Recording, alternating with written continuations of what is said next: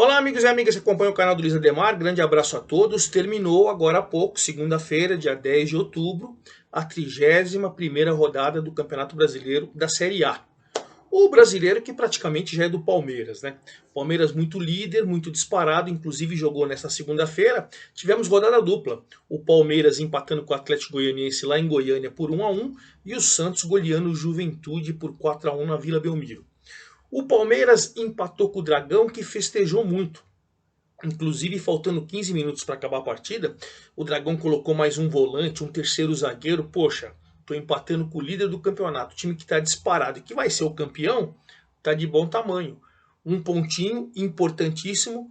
O Atlético Goianiense continua na zona do rebaixamento, mas faz um ponto diante do líder. Sensacional. O Internacional tinha 12 pontos de diferença do Palmeiras, passou a ter 10. Faltam 7 rodadas, 21 pontos. Gente, é claro que a matemática me desmente. Claro que a matemática me desmente. Mas o Palmeiras é campeão. Matemática desmente, mas a bola é o único time invicto fora de casa. É o time que tem o melhor ataque, enfim, aquelas coisas todas de melhor ataque, melhor defesa. O que o Cruzeiro fez na Série B, só pra gente exemplificar. Ou o Mirassol na Série C. Melhor campanha desde a primeira fase, embora não seja um campeonato igual de pontos corridos, né, ida e volta. Mas enfim, só para a gente estruturar em termos de campanha. E a mesma coisa do Juventude, né? O Juventude tem 20, é o último colocado, perdeu para o Santos hoje. O primeiro fora da zona do rebaixamento é o Ceará com 33. São 13 de diferença, faltam 21 pontos. Matematicamente, o Juventude pode chegar a 10º colocado com 41 pontos, ele vencendo todas. Mas, gente, quem não conseguiu fazer isso vai conseguir vencer agora 7 seguidas. Então, eu pelo menos tenho essa sensação e venho explanando isso nos meus vídeos. Nas últimas 4 rodadas foi a primeira vez que alguém, né, no caso o Internacional, tirou ponto de diferença do Palmeiras. O Palmeiras foi aumentando, aumentando, aumentando, chegou a 12.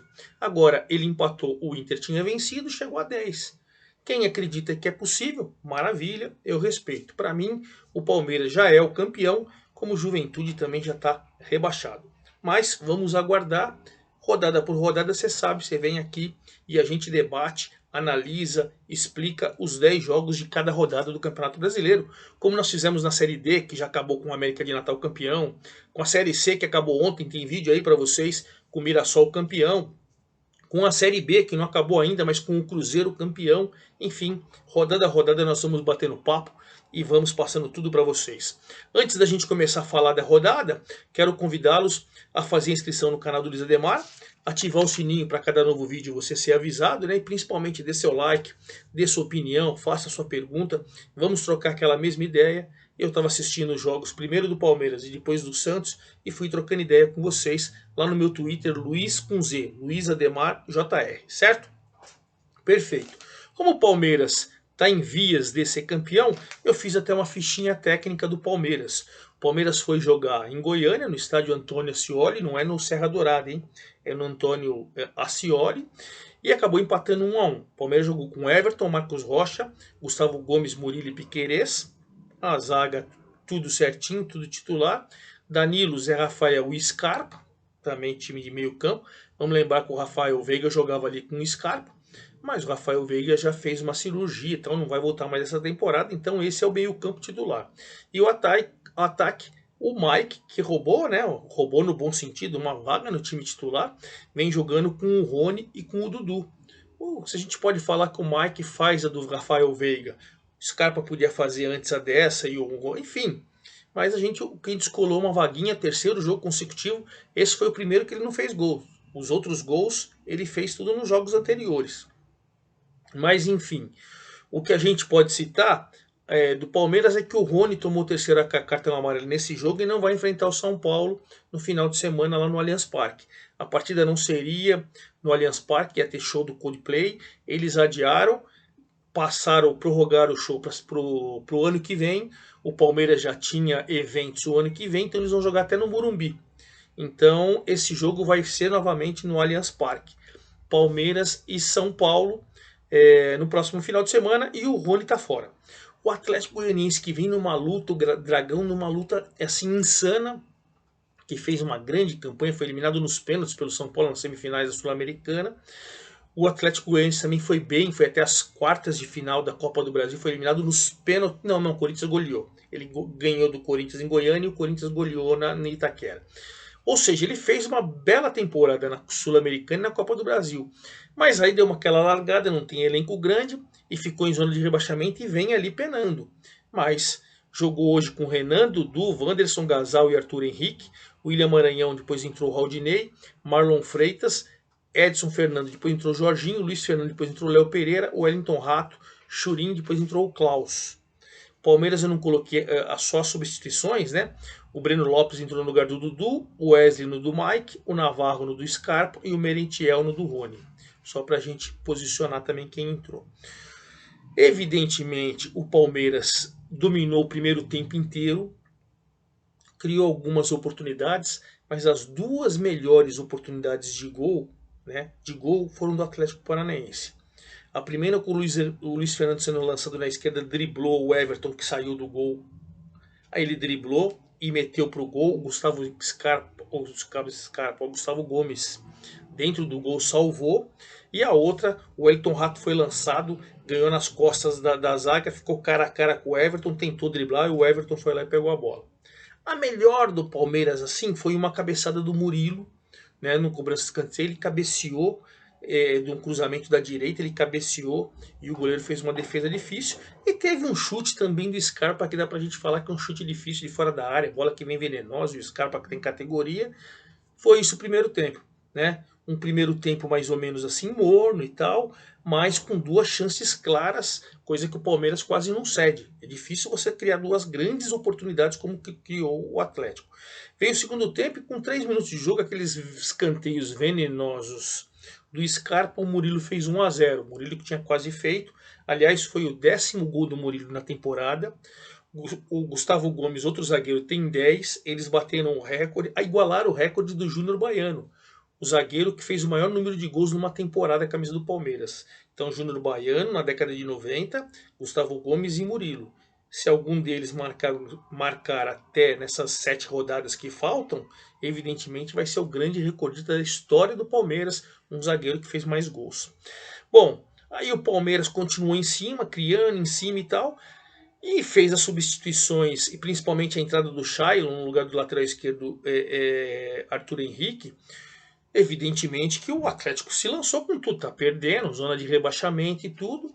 E num dos vacilos, e aí eu entendo que foi do Everton, o goleirão no nível dele não pode espalmar aquela bola, embora seja um cruzamento da direita do Dudu, ou ele segura, ou ele tenta, sei lá, socar a bola para longe e tal. Quando você espalma, a bola vai para uma marca do pênalti, por exemplo, assim, você tem a oportunidade, o Shailon apareceu e fez 1 a 1 aos 19. Claro, fez o gol de empate, não é louco de querer se abrir, de querer vencer o jogo. Vai na boa só o Atlético. O Palmeiras foi em cima, as substituições com oportunidade para o Navarro, para o Breno Lopes, para o Merentiel, para o Wesley e tal. Você vê quantos atacantes entraram aí. O Palmeiras foi tentando, o Atlético passou a ter um zagueiro a mais quando ele coloca o Klaus, passou a ter um volante a mais quando coloca o Raudinei e tudo. Segurou o jogo, importantíssimo para o Atlético Goianiense. 29 pontos a 4 do Ceará, mas ainda na 18ª colocação na zona do rebaixamento. O Palmeiras 67, 10 de vantagem do Inter, tranquilão na ponta da tabela. O segundo colocado, vamos falar então do Inter, né? O Inter que nessa rodada ele venceu. Ele venceu, no começo foi difícil, viu gente? O Maurício fez 1 a 0, o Pedro Raul fez mais um gol, fez o seu 16º cobrando pênalti. O Alan Patrick fez 2 a 1, o Pedro Raul fez mais um, 17º gol. Todo mundo está falando que ele tem 17 junto com o Cano. Não, teve um árbitro que deu um gol errado de um jogador do Fluminense para o Cano está com 18. Vai lá no site da CBF. Cano 18, Pedro Raul 17. Só explicar para vocês. E ficou 2 a 2. Aí na reta final, o Alan Patrick fez o terceiro e o Depena, numa falha defensiva do Goiás, numa cobrança de lateral e tal, acabou fazendo o quarto. O Inter fez 4-2 em cima do Goiás. O Goiás que estava brigando para o G8, vamos lembrar que são 6 que vão para a Libertadores, 4 direto e 2 naquela fase de mata-mata. Mas como Atlético, Paranaense, Corinthians e Flamengo estão entre os 6 colocados e disputam a Libertadores e disputam a Copa do Brasil, a tendência é que vá para... Hoje está indo para o G8. E o Goiás, que estava brigando ali, com 38 pontos, caiu para 14ª colocação. Deu uma desabada para brigar pelo G8, fica um pouco mais difícil. Tem 21 pontos ainda, mas fica um pouco mais difícil, né? E o Inter com 57 está 10 do Palmeiras. Era 12, agora está 10. Pode ver uma luzinha no fim do túnel. Eu não acredito, mas o torcedor tem que acreditar. Os jogadores, o Mano Menezes, precisam acreditar, claro. O terceiro colocado agora é o Corinthians. Ganhou uma posição esse final de semana, jogando em Itaquera. Aliás, o melhor mandante é o Corinthians. Pegou o Atlético Paranaense com um time mais ou menos meia boca, pensando já em Libertadores e tal, enfim. Mas o Atlético está caindo demais, hein? O Atlético Paranaense está caindo demais. Vai chegar sem moral, acho, para o jogo único da Libertadores. Eu penso assim. Balbuena e Roger Guedes fizeram 2-0 para o Corinthians e no finalzinho, 30 e pouco do segundo tempo, no começo do escanteio, o Eric descontou. O Corinthians ganhou uma posição 54 pontos, está 3 do Inter, hein? O Corinthians pode brigar para ser o vice. E o Atlético ainda na 6ª colocação com 48 pontos, mas o Atlético Mineiro, se tivesse vencido nessa rodada, ele passava, hein? Ele passava. Então, Atlético Paranaense ainda em 6º, 48 pontos. O 4º colocado agora é o Flamengo. Também ganhou uma posição, apesar de o Flamengo ganhou uma posição, né? Nesse final de semana, apesar de vencer fora de casa com o time reserva. Eu ia falar não vencer, apesar de jogar com o time reserva, né? Que ele já está preparando. Quarta-feira agora aqui tem em Itaquera o primeiro jogo da final da Libertadores. O Flamengo foi em Cuiabá, Matheus França fez 1-0. Marinho cobrando o pênalti fez 2-0, você vê que são 2 reservas, um garoto da base e o Marinho, e o Rafael Gava no finalzinho, num erro de saída de bola do Diego, acabou descontando. O Flamengo subiu, 52 pontos, subiu uma posição, 4º colocado, e o Cuiabá continua na zona do rebaixamento, 30 pontos a 3 do Ceará. Ainda não é uma situação muito delicada, mas ele não consegue reagir, né? O Cuiabá não consegue reagir. E o Fluminense, que era o 3º colocado, desabou para 5º. E desabou para a 5ª posição porque tomou uma surra do América, mas foi um passeio de bola no Maracanã, a torcida vaiou e tal. A América tinha perdido do São Paulo, vai sair do G8, estava ali no G8, pô, foi jogar lá, mas jogou muita bola. Juninho e Mateuzinho, 2-0 para o América no Maracanã, enquanto o Fluminense foi vaiado, e claro, né, estava brigando para vice, de repente sonhando com o Palmeiras, agora ele está a 16 pontos do Palmeiras. Já era, né? E caiu para a 5ª colocação. Tem que tomar cuidado, é Libertadores, hein? Não pode vacilar muito aí não, hein, Flu? 51 pontos. E o resultado foi bom para o América, que manteve a 8ª colocação. Hoje está indo para a pré-Libertadores, 45 pontos, continua em 8º, mas na cola do Galo, né, do seu adversário lá de Minas Gerais, com 45 contra 47 do Atlético. Belo resultado, né? Aí o Botafogo no São Paulo, brigando pelo G8, jogaram no Morumbi. Muita chuva, um temporal horroroso, jogo com raras chances de gol. No segundo tempo, quando diminuiu um pouquinho a chuva, um gramado muito encharcado, num pênalti bobo cometido pelo Léo, no finalzinho do jogo já, o Botafogo com um gol do Tiquinho Soares cobrando pênalti, fez 1-0, maravilha para o Botafogo, 43 pontos a 2 do América, sonhando com G8. O São Paulo deu aquela desabada, 40 pontos, 12ª colocação, mas ele tem um jogo a menos no Morumbi contra o Coritiba. Se ganhar esse jogo a menos, ainda vai dar para dar uma sonhadinha, mas a bolinha que está jogando, eu não acredito. Veremos. Para o Botafogo foi muito bom. Quem vem crescendo e ganhou mais uma posição foi o Fortaleza. Jogando com o Avaí em casa, ganhou por 2-0, tranquilidade. Thiago Galhardo e Hércules fizeram os gols. Fortaleza foi a 41 pontos, está a 4 do América para pensar em pré-Libertadores, a 2 do Botafogo, cresceu, subiu um pontinho. Maravilha, maravilha, hein? Fortaleza. Em compensação, o Avaí segue na penúltima colocação. Lembra que até a metade do primeiro turno, o Avaí estava brigando pelo G6. Agora ele é o penúltimo, 19º com 28 pontos, a 5 do Ceará. Situação confusa, hein? Tem 21 pontos para ser disputado, confusa do Avaí. Enfim, o Santos jogou nessa segunda-feira e atropelou o Lanterna e virtual rebaixado Juventude 4-1, né? Com muita propriedade. Lucas Braga fez 2, Marcos Leonardo e Madison fizeram os gols do Santos, o Bruno Nazário um golaço, finalzinho fez o gol do Juventude. Juventude último com 20 pontos, a 13 do Ceará, tem 21 em disputa, já caiu, né? Só a matemática que me desmente. O Santos com 40 é o 11º, tá ali, a 5 do América, ainda olha para o G8. Essa é uma situação bem real. São Paulo é o 12º com 40, os mesmos 40 do Santos, mas um jogo a menos.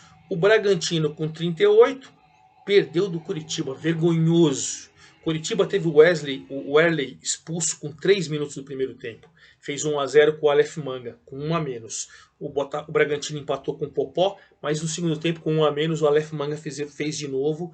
Curitiba venceu, foi sensacional para ele, ganhou uma posição 34, foi a 15º e tem um jogo a menos com o São Paulo.